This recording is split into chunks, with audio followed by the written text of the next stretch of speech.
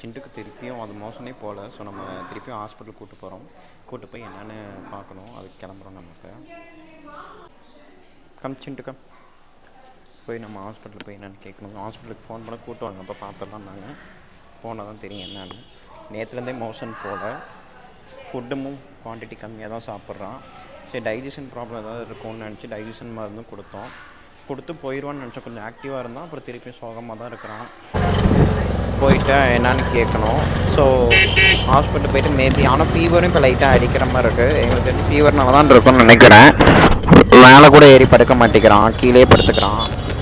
So ஃபீவராக தான் இருக்குன்னு சிண்டுக்கு என்னன்னு பார்த்துட்டு கேட்டு வர போகிறோம்.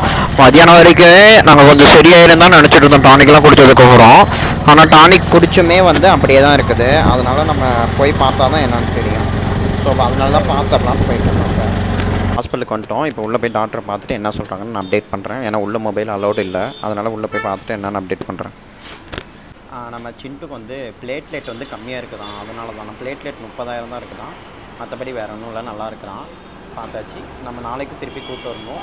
பிளேட்லெட்டுக்கு இன்ஜெக்ஷன் போட்டாங்க, நாளைக்கு ஒரு இன்ஜெக்ஷன் போடணும். மற்றபடி வேறு ஒன்றும் இல்லை, ஹெல்த்தியாக இருக்கிறான். இப்போ பாருங்கள், ஆக்டிவ் ஆகிட்டான். சிண்டு எப்படியோ ஹாஸ்பிட்டலுக்கு கூட்டு போயிட்டு நம்ம போயிட்டுருக்குறோம் வீட்டுக்கு. நம்ம சிண்டு வீட்டில் விட்டு வந்தாச்சு.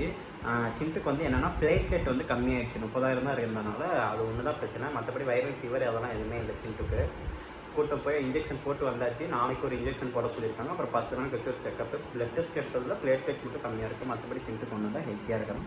நைட்டு ஃபுட்டு கொடுத்துட்டு டயட்லாம் கொஞ்சம் மாற்றிருக்காங்க. சிக்கன் இதெல்லாம் கொஞ்சம் கொடுக்க சொல்லியிருக்காங்க. அவன் கொஞ்சம் அதனால தான் வீக்காக இருக்கான். மற்றபடி வேறு ஒன்றும் இல்லை. மோஷனும் அதனால தான் போகாமல் இருந்துச்சு போல். அப்புறம் போயிட்டான். இப்போ சிட்டு வீட்டை விட்டு நல்லா இருக்கான், ஒன்றும் ப்ராப்ளம் இல்லை. இன்றைக்கி விலாக் முடிஞ்சிச்சு, அவ்வளோதான். தேங்க்யூ.